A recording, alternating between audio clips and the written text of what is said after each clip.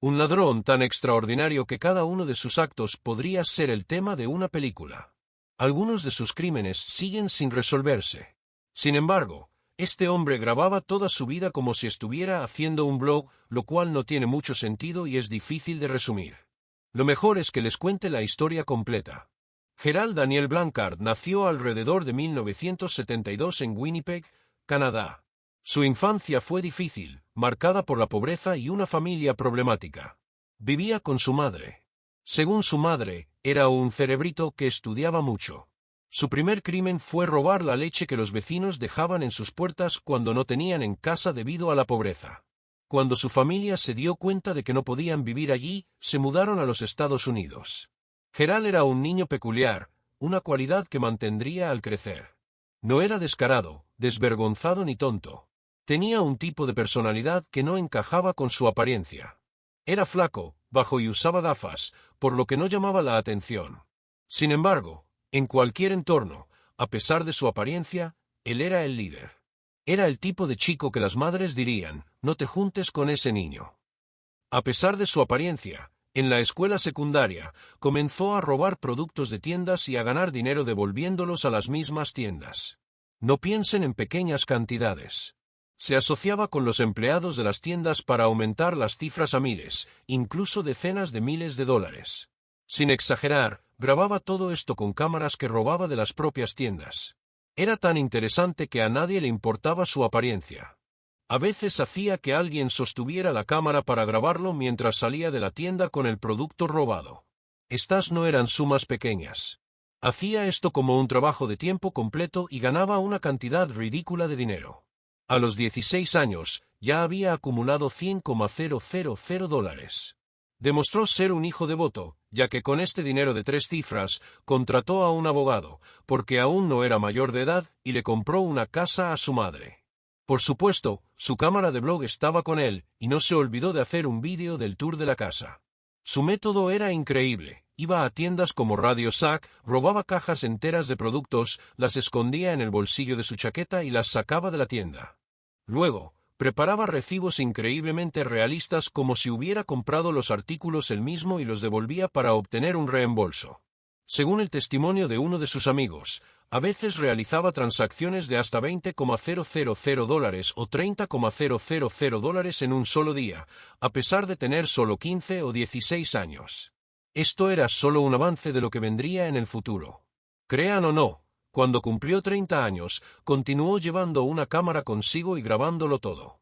Aunque le hizo creer a su madre que había comprado la casa con sus amigos, fue atrapado cuando intentaron vaciar casi por completo una tienda durante la Pascua, alquilando un camión. La policía allanó la casa, la destrozó y lo encontraron escondido en un compartimento secreto detrás de un armario. Fue enviado a un centro de detención juvenil. Sin embargo, un maestro a quien consideraba una figura paterna intervino en su nombre en la audiencia, diciendo que era un buen chico. Gracias a esta intervención, ganó el derecho a la libertad condicional después de solo unos meses. Durante su tiempo allí, hizo mucho ejercicio y comenzó a idear nuevas formas de acelerar su vida acelerada. Era hora de expandir sus operaciones. Si se lo creen, él les dijo que se mantendría alejado de los problemas. Pero en realidad, esto era solo un vídeo falso que hizo para convencer a su maestro. De hecho, estaba a punto de embarcarse en crímenes aún más grandes. Ya no se limitaba a tiendas como Radio Shack, sino que se había expandido a establecimientos más grandes. Aplicaba la misma táctica para ropa, electrónica y relojes, que eran mucho más caros. Robaba el reloj, imprimía un recibo y una factura falsos, y lo devolvía en diferentes tiendas del país. A veces, cuando traía a casa montones de artículos robados con sus amigos, le mentía a su madre diciendo que los había comprado en una venta de garaje. Gastaba el dinero él mismo y se lo daba a sus amigos adolescentes. Se estaba convirtiendo lentamente en un capo criminal, pero lo hacía sin recurrir a la violencia ni lastimar a nadie. Sin embargo, la vida no podía continuar así para siempre. En abril de 1993, Gerald, de 21 años, roció gasolina y quemó el auto de un amigo en un pueblo de Iowa para que su amigo pudiera cobrar el seguro. Su plan era recibir una parte del dinero del seguro. Sin embargo, no sabía cuánta gasolina se necesitaba para quemar un auto y usó 40 litros. Después de quemar el auto, se dirigió a la policía para reportar el incidente. Pero cuando lo hizo, la policía notó que olía a gasolina y lo arrestó. Una vez en la sala de interrogatorios de la estación de policía, Gerald no se quedó quieto. Después de su declaración, el oficial se fue. Era después de la medianoche, y la mayoría de los oficiales ya habían terminado sus turnos. Mientras esperaba en la sala de interrogatorios, se dio cuenta de que el ambiente estaba demasiado tranquilo. Primero, se subió a la mesa del interrogatorio y de ahí al techo falso. Cerró el agujero por el que había subido. Decidió esperar un poco en el techo para no ser atrapado si escapaba de inmediato. Cuando uno de los oficiales que lo había interrogado regresó y vio la habitación vacía, alertó a todos los equipos sobre la fuga. Nadie sabía que todavía estaba en el techo y estaba viendo todo su pánico en Full HD. Después de la fuga, los equipos SWAT fueron notificados y se unieron a la investigación. Después de unas horas, cuando la estación cerró, él saltó del techo. Lo más extraño es que en lugar de escapar de inmediato, encontró el escritorio del detective que lo había interrogado. Tomó la foto de la familia del detective, dibujó una cara sonriente en una bala que encontró en el cajón, la dejó en el escritorio del detective y luego escapó. Ese era el tipo de persona que era. Sin embargo, a donde fue después de escapar fue a la casa de su madre. Y ese era el problema. No puedo decir que Gerald era un hombre muy inteligente porque después de hacer algo tan brillante, tomó una decisión tan estúpida. Creía que los detectives pensarían que era demasiado inteligente para ir a la casa de su madre. Pero los equipos allanaron la casa de su madre por la mañana y lo atraparon de nuevo. Esta vez, lo llevaron a la estación de policía central en lugar de al pueblo. Estaba en serios problemas. El oficial que lo tomó en custodia fue advertido de que este era el chico que había escapado de la estación de policía la noche anterior. El oficial confirmó la situación, lo llevó a la estación central y estacionó el auto en el estacionamiento subterráneo. El procedimiento requería que el oficial saliera primero del auto para notificar que había traído a un sospechoso. Pero cuando el oficial salió, Gerald, de alguna manera, se las arregló para mover sus manos esposadas de atrás hacia adelante. Se subió al asiento del conductor del auto de policía, cuyas llaves estaban puestas, y se alejó. Incluso golpeó ligeramente al oficial que acababa de notar lo que estaba sucediendo. Ahora era un fugitivo buscado. Era un hombre de 21 años, desnudo, conduciendo un auto de policía. No debería haber sido difícil de atrapar. De hecho, fue acorralado cuando intentaba regresar al pueblo del que había escapado. Saltó del auto y trató de escapar a pie, pero la policía lo atrapó. Esta vez era adulto y su historial criminal era extenso. Fue sentenciado a 7 años de prisión. Fue liberado por buena conducta después de 4 años, en 1997, y fue deportado a su país de origen, Canadá. Tenía prohibido regresar a los Estados Unidos durante 5 años. Se lo merecía. Winnipeg, una ciudad de 700,000 habitantes en Canadá, se convirtió en el nuevo hogar de Gerald, un joven de 25 años, incorregible, imparable y descarado. Como un experto en supervivencia, no perdió el tiempo en establecerse allí, a pesar de no tener dinero ni conocidos. Los oficiales de aduanas se apiadaron de él y le dieron $10 para el autobús. Usó $9 para comprar una cámara y 10 centavos para hacer una fotocopia del recibo de la cámara. Creó un nuevo recibo para su truco de devolución. Al continuar robando cámaras, se puso de pie de nuevo. Escondió una de las cámaras y la usó para continuar filmando sus blogs, como han visto. Con el tiempo, había ganado suficiente dinero para alquilar una casa, comprar un auto y vivir una vida de lujo. Se había establecido de nuevo y continuó estafando centros comerciales con sus amigos, vendiendo productos robados de forma ilegal. El dinero atraía más dinero. En uno de los círculos de lujo en los que se movía, conoció a una chica rica. Por alguna razón, se llevaron muy bien y se casaron en poco tiempo. El padre de la chica era un empresario alemán muy respetado. Dentro de esta feliz familia, Gerald planeó un viaje a Europa con su esposa y su suegro. Por supuesto, no les había dicho a su esposa ni a su suegro que tenía más de 20 identidades y que era un superestafador. O quizás, se saltó ese pequeño detalle. Pero lo importante ahora era el viaje por Europa. Viajaron por Francia, Alemania y finalmente llegaron a Viena, la capital de Austria. El plan de Gerald siempre había sido venir aquí. En el Palacio de Schönbrunn se iba a realizar una exposición muy especial. Se exhibía un adorno de cabello invaluable de 10 puntas en forma de estrella, hecho de diamantes y perlas, que perteneció a la emperatriz austríaca Elizabeth, también conocida como Sisi. Esta joya era un tesoro nacional para los austriacos. Era uno de los dos únicos ejemplos restantes de las 10 estrellas que la emperatriz usaba. Su valor ya era alto debido a las joyas, pero su rareza lo hacía mucho más valioso. Como se pueden imaginar, esta estrella fascinó a Gerald. Normalmente, se exhibía en una vitrina de vidrio a prueba de balas con altas medidas de seguridad, un sistema de alarma y un sensor de peso. Además, había guardias de seguridad armados patrullando el palacio. Pero Gerald era Gerald. Usando la respetada posición de su suegro en el mundo de los negocios, hizo una petición especial a los funcionarios del palacio. La exposición se abría al día siguiente, pero como eran personas respetadas en un feliz tour por Europa, se preguntaban si podrían ver esta rara pieza ese mismo día para no cambiar sus planes. Su petición se hizo realidad cuando su respetado suegro llamó a algunos amigos respetados. El inocente Gerald y su familia, cuya solicitud de vista previa VIP había sido aceptada, comenzaron a recorrer la exposición. Gerald fingió escuchar atentamente al guía turístico mientras éste hablaba sobre la historia de la estrella de Sisi, pero en realidad su mente estaba en el sistema de seguridad de la vitrina. Estudió la posición de los sensores de movimiento en las esquinas, el tipo de tornillos en la vitrina de vidrio y se dio cuenta de las enormes ventanas y las gruesas cortinas de la habitación con techos altos.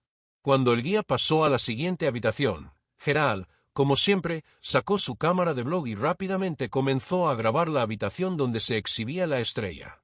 Mientras tanto, sin que nadie se diera cuenta, sacó un mini destornillador de su bolsillo y comenzó a aflojar los tornillos de la vitrina. Los movió ligeramente para suavizarlos sin activar el mecanismo de alarma. Luego, sin llamar la atención, abrió la cerradura de una de las ventanas, la dejó ligeramente entreabierta y regresó con su esposa y su suegro en segundos. Después de esto, la segunda fase del plan ya había comenzado. Se detuvieron en la tienda de regalos del palacio y compró una réplica del adorno de estrella. Esa noche, era hora de actuar. Comenzó a sobrevolar los cielos de Viena en el pequeño avión de un amigo piloto alemán que había arreglado de antemano. Sí, ya saben lo que va a pasar. Cuando llegaron a la ubicación del salto en el palacio, recibió la aprobación del piloto, saltó del avión y, sin que nadie se diera cuenta, aterrizó en paracaídas en la cima del edificio de 1441 habitaciones. No se sorprendan, porque hay más. Sacó una cuerda resistente de su mochila y envolvió un extremo firmemente alrededor de una columna de mármol en el techo.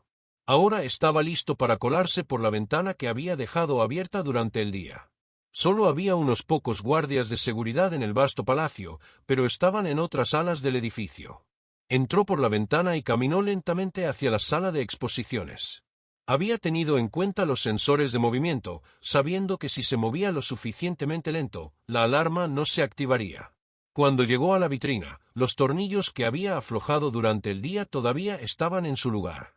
Con la ayuda de un pequeño cuchillo afeitado que sacó de su chaqueta, agarró las barras que sostenían los tornillos, en silencio, les dio las últimas vueltas.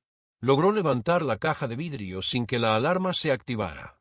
Sacó la réplica de la estrella que había comprado por la mañana, conteniendo la respiración, levantó la estrella original con una mano mientras dejaba la réplica en su lugar con la otra. La alarma no sonó y el sensor de peso no detectó el cambio. De esta manera, Gerald logró robar la estrella de Sisi, que tanto admiraba, en una operación legendaria, sin errores, digna de una película. Ahora no me critiquen, porque en realidad escucharon la historia del robo del museo de la boca de Gerald. Y la estrella de Sisi fue realmente robada. Cuando la exposición abrió la mañana siguiente, y durante los siguientes días, nadie se dio cuenta de que la estrella había sido robada. Pero cuando se descubrió el asunto días después, la policía y los funcionarios del gobierno se alarmaron. Como dije, la estrella de Sisi fue realmente robada, y la forma en que fue robada seguiría siendo un misterio para siempre, excepto por la historia de Gerald sobre el paracaídas. Días después de que el crimen fuera descubierto, un paracaídas fue encontrado en un basurero en los jardines del palacio. Pero el resto era incierto. De una forma u otra, la estrella ahora era suya. Y aunque solo él sabía cómo se llevó a cabo el robo, Gerald se había convertido en una leyenda en el mundo de Lampa. El dinero ya no era una preocupación para él. Podía comprar o robar todo lo que quisiera, y tener a cualquier mujer y cualquier placer. El robo se había convertido en un hábito para él.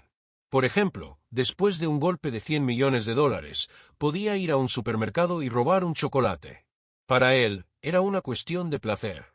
Y este robo en el palacio fue uno de los picos de ese placer. Pero no tenía intención de detenerse. Aunque trató de mantener un perfil bajo después del robo de la estrella, no pudo mantenerse alejado del crimen por mucho tiempo. De hecho, poco después se separó de la chica de la que supuestamente estaba enamorado, ya que había logrado su objetivo, y regresó a su vida acelerada. Como tenía prohibido entrar a los Estados Unidos, pasaba su tiempo en Canadá y otros países. Se había cansado de comer, beber y viajar, y buscaba algo de emoción. En 2001, mientras conducía por Edmonton, Alberta, Canadá, se fijó en la sucursal de un banco que estaba en construcción. Era una sucursal del Alberta Treasury, y aún se estaba preparando para su apertura.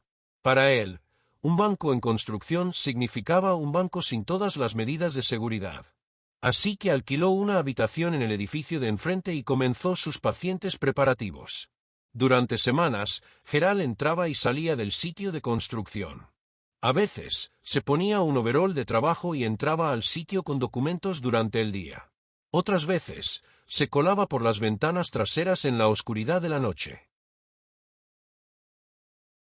A pesar de que el banco aún no tenía dinero y el nivel de seguridad era bajo, puso en marcha su ajedrez de 8 dimensiones.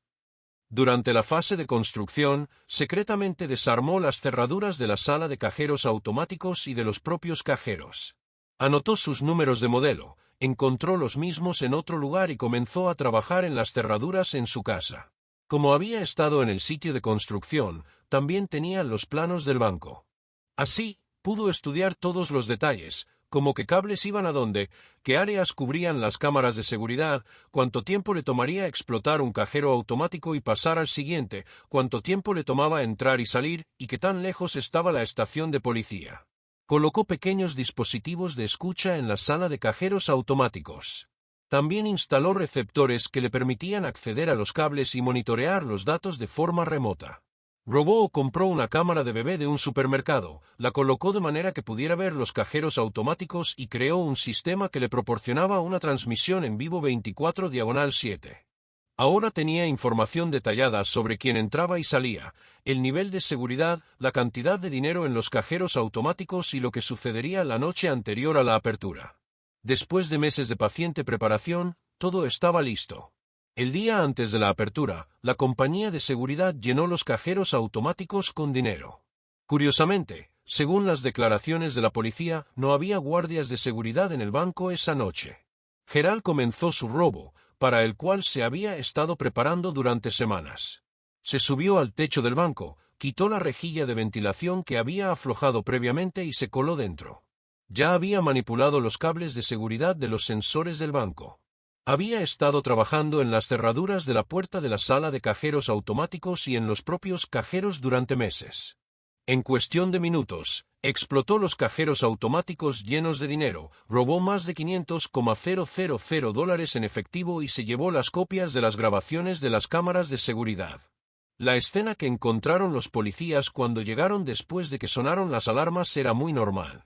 Las puertas y ventanas estaban intactas, y no había rastros de robo o de entrada forzada. Como el banco estaba a punto de abrir, asumieron que las alarmas habían sido una falla de la compañía de seguridad y se marcharon. Gerald logró tomar el dinero de los cajeros automáticos del banco que aún no había abierto con meses de paciencia y minutos de robo, como si le estuviera quitando un pelo a la mantequilla. Pero se le escapó un detalle, como en la mayoría de sus robos. Para su plan de escape, había dejado su auto en el estacionamiento de un centro comercial detrás del banco esa mañana.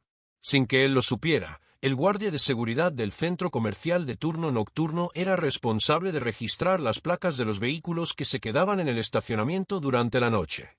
Cuando el incidente salió a la luz y se realizó una investigación, la policía obtuvo la placa del auto que se había quedado en el estacionamiento durante la noche y luego había desaparecido. Después de verificar la placa, se reveló que el vehículo había sido alquilado por alguien llamado Daniel Blancard. Ahí lo tienen. Es decir, ¿por qué un hombre con más de 20 identidades alquilaría un auto a su propio nombre para un robo? En resumen, Gerald era un hombre muy peculiar, pero el descubrimiento de su nombre aún no era suficiente para que lo atraparan. Por supuesto, Gerald se enteró de que su nombre había sido revelado a través de los dispositivos de escucha que había colocado en el banco. Y trató de confundir a los detectives que investigaban el caso. Llamaba a la policía desde números ocultos, afirmando que era parte del equipo de robo, que habían planeado el robo con los trabajadores de la construcción, pero que había sido excluido del equipo, por lo que estaba denunciando la situación. Culpaba a los empleados del banco, luego a los contratistas, y usaba información que solo la policía supuestamente conocía, ya que estaba viendo sus investigaciones a través de la cámara. Manipulaba la investigación, aumentando el número de sospechosos de 5 a 55. Después de hacer esto por un tiempo, se sintió lo suficientemente cómodo como para comenzar a robar más bancos en todo el país. Vancouver, Toronto, Montreal y Edmonton. Gerald viajaba de ciudad en ciudad, robando bancos y cajeros automáticos de diferentes maneras. Aunque la policía no creía que un solo criminal fuera responsable, mantuvieron una estrecha vigilancia sobre la persona llamada Daniel, cuyo nombre había aparecido en la placa. Por supuesto, nuestro chico obtenía licencias de conducir y pasaportes. Para que fueran más realistas, incluso asistía a clases universitarias con algunas de sus identidades falsas. Tenía pelucas, barbas falsas y lentes de contacto, y el número de sus identidades continuaba creciendo día a día. Un día era agente inmobiliario, otro día abogado, y otro día barman. Continuaba haciendo blogs, gastando dinero como loco y viviendo una vida de ensueño. Había creado un pequeño arsenal de herramientas de robo en su casa. Tenía cámaras de visión nocturna, receptores de alta potencia que podían captar señales de sonido e imagen desde millas de distancia, y dispositivos de escaneo que podían decodificar las frecuencias de radio de la policía. Su bolsa de robo especial siempre contenía cuerdas, ganchos, uniformes de varias instituciones, minicámaras y dispositivos de escucha. Como dije, se dedicaba al robo no solo por el dinero, sino por la emoción. De hecho, cuando se aburría, se metía en asuntos de alto perfil, como mezclarse con celebridades. Una vez, preparó pases de prensa falsos y credenciales VIP y se coló en las finales de la NHL. En otra ocasión, condujo junto a pilotos de carreras legendarios como Mario Andretti en el Indianapolis Motor Speedway. Charlaba con la princesa de Mónaco en una carrera de botes en Montecarlo y le hacía preguntas a Cristina Aguilera como si fuera un reportero en un concierto de pop. Su adicción a la adrenalina lo estaba llevando al límite. Más tarde se revelaría que Gerald tenía decenas de cuentas bancarias en diferentes países, abiertas con al menos 13 identidades falsas. El dinero que se acumulaba en estas cuentas financiaba sus vuelos, yates y la vida nocturna de sus amigos y las chicas con las que salía. Y su confianza estaba por las nubes. El tiempo pasaba y continuaba su vida extravagante y sus robos. Pero a veces, las cosas tenían que salir mal. Una noche, mientras estaba en su país, necesitaba dinero en efectivo y pensó que podría cortar un cajero automático con una máquina de corte y llegar al dinero rápidamente. No se sabe si estaba drogado o no. Pero no pensó que la máquina de corte tenía un sistema de alarma oculto. Mientras cortaba con el taladro, no escuchó a la policía venir. Cuando escuchó las sirenas, se dio cuenta de que lo habían atrapado. Pero estaba preparado. Sacó una granada de humo que había traído consigo y la detonó fuera de la lona. Luego, desapareció entre el humo y logró escapar de la policía. No es cierto. La policía lo capturó, a pesar del humo, y lo tomó en custodia de nuevo. Pero, y esta parte es ridícula pero real, como no había cometido el crimen, es decir, no había robado el dinero, y fue arrestado con una identidad falsa que la policía no sabía que era falsa, no tenía antecedentes penales. Por lo tanto, fue liberado con una fianza de unos pocos miles de dólares. Según sus propias palabras, si hubiera estado en los Estados Unidos, habría sido sentenciado a décadas en prisión.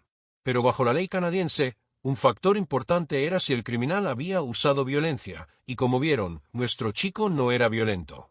Y así, nuestro bloguero a tiempo parcial y ladrón a tiempo completo fue liberado de nuevo en las calles. Mientras vivía esta vida extravagante, Gerald se dirigía a la cima de su carrera criminal. Pero no sabía que los detectives que serían asignados al caso del robo del banco donde se encontró su placa se obsesionarían con él. Además, se estaban cometiendo robos similares en varios bancos del país, por lo que todas las sospechas se centrarían más en él. Y pronto, sus teléfonos serían intervenidos. En la policía de Winnipeg, dos detectives experimentados de unos 50 años, Mick Molmick y su compañero Larry Levathur, se enteraron de los robos a bancos y, como les interesaba el caso, se hicieron cargo de una investigación que estaba a punto de cerrarse. Tenían el nombre real de Gerald, la información del auto que había alquilado y sus registros criminales pasados. Pero cuando investigaron a fondo, comenzó a aparecer un enorme mapa de crímenes. Los sistemas de reconocimiento facial recién estaban surgiendo, y a medida que las investigaciones se conectaban y los sistemas mejoraban, se encontraron con un sinnúmero de nombres, identidades falsas, compañías y propiedades interconectadas. Había un hombre cuya apariencia era la misma, pero cuyos nombres eran muy diferentes. Pronto descubrieron que Gerald tenía más de 30 nombres falsos. Había pasaportes falsos, casas en diferentes ciudades y autos de lujo, y lo anotaron y lo conectaron todo. Así, obtuvieron un permiso especial de la corte para intervenir todos los teléfonos que poseía este individuo y lanzaron una operación llamada Operación Cometa. Cuando se aprobó este permiso, los detectives se sorprendieron aún más. Porque cuando comenzaron a escucharlo, Gerald hablaba de forma increíblemente abierta. Los detectives pensaron que tendrían que decodificar mensajes cifrados, pero no fue así. Nuestro genio ladrón se delataba poco a poco durante meses de escuchas. Apenas 2 semanas después de comenzar a escucharlo, los detectives escucharon cosas increíbles. En una llamada, Gerald les daba instrucciones a algunos de sus hombres para que llevaran a cabo estafas de devolución de productos en una tienda de electrónica Best Buy. En otro momento, hablaba de cómo había explotado esto y se había embolsado tanto dinero. Un día, mencionó un crimen en el que había estado involucrado en el pasado, el robo de la estrella de Sisi. El principal sospechoso del robo sin resolver desde 1998, si no estaba mintiendo por teléfono, era este hombre. Mientras Gerald disfrutaba de la vida, sin saberlo, sus 18 líneas telefónicas conocidas estaban siendo escuchadas y grabadas por numerosos oficiales. Aunque no se sabía dónde estaba, se daría la orden de arrestarlo. Pero un detalle importante llegó a oídos de la policía. En noviembre de 2006, en una llamada telefónica escuchada como parte de la Operación Cometa, un hombre con un fuerte acento inglés llamó a Gerald el 16 de noviembre de 2006 y dijo: «Hola, Denny, ¿estás listo? Tengo un trabajo para ti. ¿Qué tan pronto puedes venir a El Cairo?» Denny era el apodo de Gerald por su segundo nombre, Daniel, y era así como sus socios extranjeros lo conocían. Con esta llamada, un nuevo capítulo se abría ante la policía. Gerald estaba a punto de embarcarse en un gran trabajo con una red criminal internacional. Si lo arrestaban de inmediato, no podrían llegar a la pandilla. Así que se dio una orden superior para continuar con las escuchas. Gerald se refería a la persona con la que hablaba por teléfono como jefe y no usaba su nombre, o no lo sabía. Y a diferencia de él, la persona con la que hablaba, el jefe, se comunicaba con mucha cautela, evitando dar detalles por teléfono. Según las escuchas, el jefe era un kurdo de Oriente Medio. La razón de la llamada era un gran robo que se llevaría a cabo en El Cairo, la capital de Egipto. Le había dicho a nuestro chico que formara un equipo de inmediato y que fuera a El Cairo. El trabajo era retirar la mayor cantidad de dinero en efectivo posible de los cajeros automáticos en las calles del Cairo usando más de 1000 tarjetas de crédito robadas que el jefe había proporcionado, y luego desaparecer. Gerald, entusiasmado por este loco trabajo internacional, se puso a buscar a 2 amigos de inmediato. Pero no tenía muchos amigos en los que pudiera confiar para un trabajo de esta magnitud. Llamó a Angela James, a quien conocía de sus estafas de devolución de productos en el pasado, y de alguna manera la convenció para el trabajo. Pero no pudo encontrar a una segunda persona. Las personas a las que llamaban no estaban disponibles o no querían involucrarse en un trabajo tan grande. Así que decidió probar con su vecino de al lado. En el edificio de apartamentos de Vancouver donde vivía, había un joven de ascendencia congoleña llamado Balum Kachondwe. Gerald le explicó la situación, y el vecino aceptó la oferta de inmediato. El riesgo era mínimo, y el dinero fácil siempre era lo mejor. Así, el equipo de 3 personas que iba a explotar tarjetas se subió a un avión y se dirigió a Egipto. Los policías de Winnipeg no podían creer lo que oían, pero seguían estas conversaciones y preparativos en tiempo real. Sin embargo, como tenían los ojos puestos en el jefe, no podían tocar a Gerald. El modus operandi del jefe y su equipo era siempre el mismo. Instalaban dispositivos secretos en las líneas de pago con tarjeta de crédito de tiendas y negocios, obteniendo la información de miles de tarjetas. Luego, imprimían esta información en tarjetas magnéticas, produciendo tarjetas de crédito falsas. Después, retiraban el límite diario de efectivo de cada tarjeta y desaparecían. Esto era exactamente lo que Gerald y su nuevo equipo iban a hacer en El Cairo. El equipo llegó a El Cairo y se instaló en el lujoso Hotel Marriott a orillas del río Nilo. Los hombres del jefe llegaron al hotel al día siguiente y les entregaron aproximadamente 1000 tarjetas de crédito clonadas. Los que participarían en la operación se dividirían en grupos de 2. El congoleño, Balum, y un joven kurdo formaron un grupo, mientras que Gerald y Angela formaron el otro. Para no llamar la atención, se pusieron sábanas y la operación comenzó. El equipo trabajaba 12 horas al día. Como el sistema bancario de Egipto en ese momento era débil, no creían que habría problemas de seguridad. Retiraban tantas libras egipcias como podían de cada cajero automático que encontraban y llenaban sus bolsas y maletas. El blog continuaba. Pero lo más importante, los equipos en Canadá seguían los mensajes y correos electrónicos segundo a segundo. Cuando vieron en los correos electrónicos que las pilas de dinero en las habitaciones del hotel habían alcanzado 1.5 a 2 metros de altura y que habían acumulado millones de dólares en pocos días, se quedaron sin palabras. Pero había un problema. Los límites de los cajeros automáticos en Egipto eran bajos, por lo que no podían retirar mucho dinero a la vez. Por lo tanto, Gerald ideó una estrategia diferente. Para este nuevo plan, que se le ocurrió por su cuenta, asignó a su compañero congoleño, Balum. Le dio al hombre más de 50 tarjetas y le dijo que volara a Nairobi, Kenia. Quizás los cajeros automáticos de allí darían más dinero en una sola transacción, lo que haría el trabajo casi la mitad de fácil. Sin embargo, Gerald hizo este plan sin cuestionar cuán confiable era la persona en la que confiaba. Porque cuando subió a su compañero de equipo al avión, fue la última vez que lo vio. Balum y las tarjetas habían desaparecido para no volver. La operación continuaba. Se traía dinero al hotel, pero no había noticias de Balum. Y como Gerald había hecho este plan sin consultarle al jefe, tuvo que confesar su error cuando el hombre no regresó por un tiempo. El jefe se puso furioso. Gerald fue tomado como rehén. Se quedó varado en el corazón de El Cairo con una novia, rodeado por los hombres del jefe.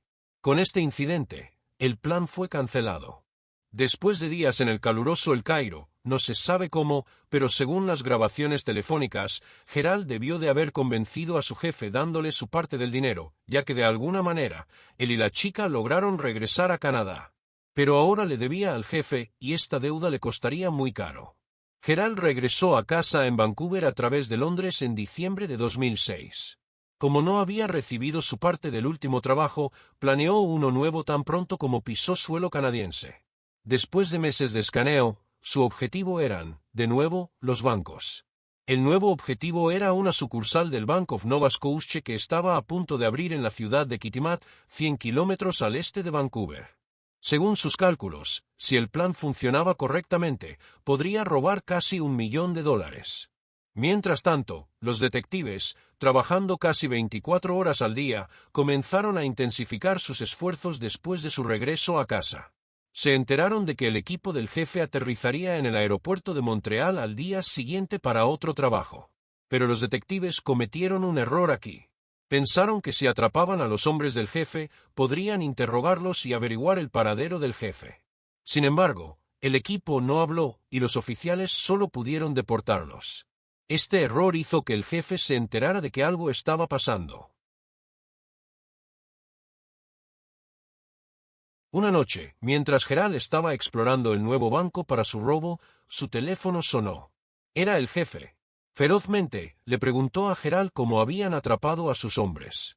Gerald susurró, I'm in some air conditioner that right now watching some soy can write anything down that's why I'm whispering you I'm inside of air conditioning that inside of a thing that was that's being built. Remember I told you there is something being built. Yeah. I'm inside of conditioning that looking down in this room and that's why I'm whispering. Al escuchar estas conversaciones, los detectives se dieron cuenta de que él estaba en un banco a 100 kilómetros de distancia. Y cuando se dieron cuenta de que no podrían llegar al jefe, dieron la orden de actuar. Se dio la orden de arriba de arrestar a este hombre que se colaba en cada banco como un ratón. Era obvio que el jefe no podía ser alcanzado. Se revisaron todos los registros de correo electrónico, todas las conversaciones y mensajes, y se encontraron las direcciones de todos sus cómplices en Canadá. Solo quedaba encontrar a Gerald.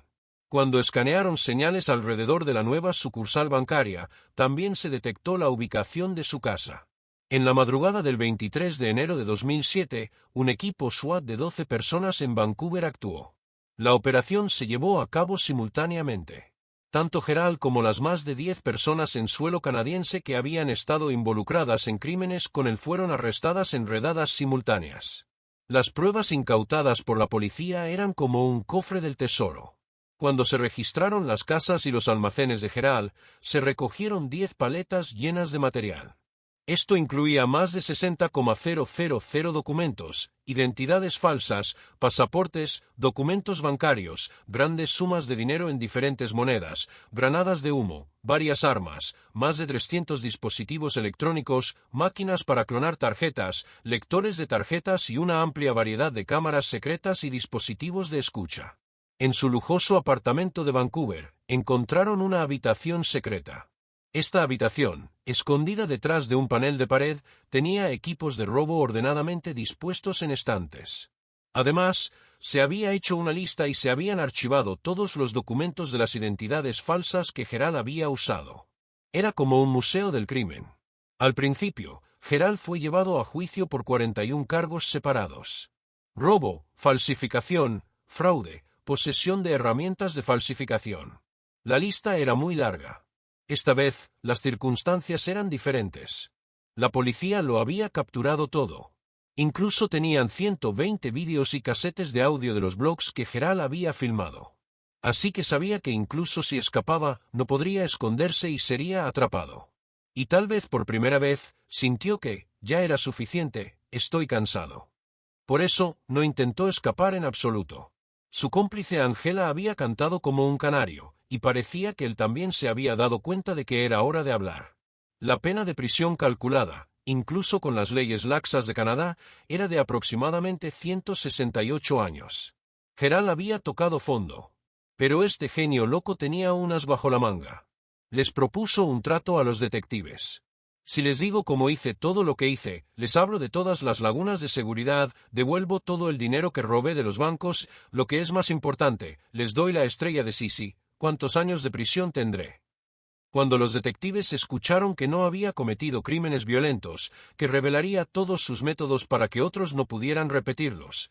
Lo más importante, que obtendrían la joya de Sisi, lo que les daría una tremenda posición diplomática, la situación se volvió extraña de repente. De repente, los 168 años de crímenes de este molesto individuo se enfrentaban a la estrella de Sisi.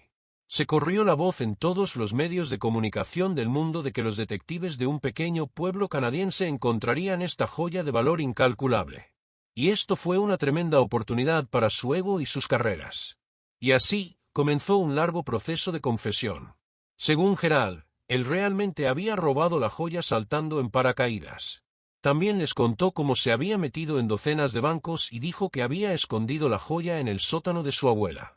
Y la estrella estaba realmente allí. Durante más de un mes, Gerald dio una conferencia a la policía, explicando todo lo que había hecho. Corrigió los errores que la policía había cometido y aclaró los puntos que no habían podido resolver. Era como un mago revelando los secretos de todos sus trucos. La información técnica que proporcionó fue tan efectiva que los detectives la reunieron y prepararon una presentación de conferencia de 8 horas para la comunidad bancaria y policial. El 7 de noviembre de 2007, el caso de Gerald Blanchard en el Tribunal Provincial de Manitoba llegó a su fin. A cambio de la liberación de todos sus amigos, Gerald se declaró culpable de 16 cargos separados. Como parte del acuerdo, recibió una gran reducción de sentencia, siendo condenado a solo 8 años de prisión. El abogado de Gerald también leyó una declaración de su cliente, mi cliente está muy contento de que la gran mentira que ha vivido durante años haya llegado a su fin. Agradece a los hombres y mujeres policías del Departamento de Policía de Winnipeg por hacer esto posible. Y si se lo creen, él estaba arrepentido. En fin, así fue la historia de uno de los ladrones más extraños, pero mejores, del mundo, que comenzó con el robo de una leche. La verdadera pregunta es, ¿cómo no fue atrapado hasta entonces? Y los equipos no pudieron encontrar al jefe ni al vecino que huyó a Nairobi, pero Gerald fue juzgado de todos modos. Y lo más divertido es que fue liberado por buena conducta después de cumplir 5 años. Cuando salió, estaba decidido a vivir una vida limpia y comenzó a trabajar como consultor de seguridad. Pero por alguna razón, se interesó por los animales exóticos y luego también comenzó a dedicarse a la fotografía. Pero esperen. En 2017, fue atrapado tratando de robar una PlayStation de una tienda de Best Buy bajo el nombre de Rick Witte. No recibió una gran sentencia por este pequeño incidente, pero demostró el tipo de hombre que todavía era. El leopardo no había cambiado sus manchas. La forma en que realmente robó la estrella nunca se habría sabido si él no lo hubiera contado. Eso es todo por esta semana. Espero que hayan disfrutado el vídeo. Si es así, por favor, recuerden que hago todo el trabajo en este canal solo, y solo puedo hacerlo con sus me gusta y comentarios.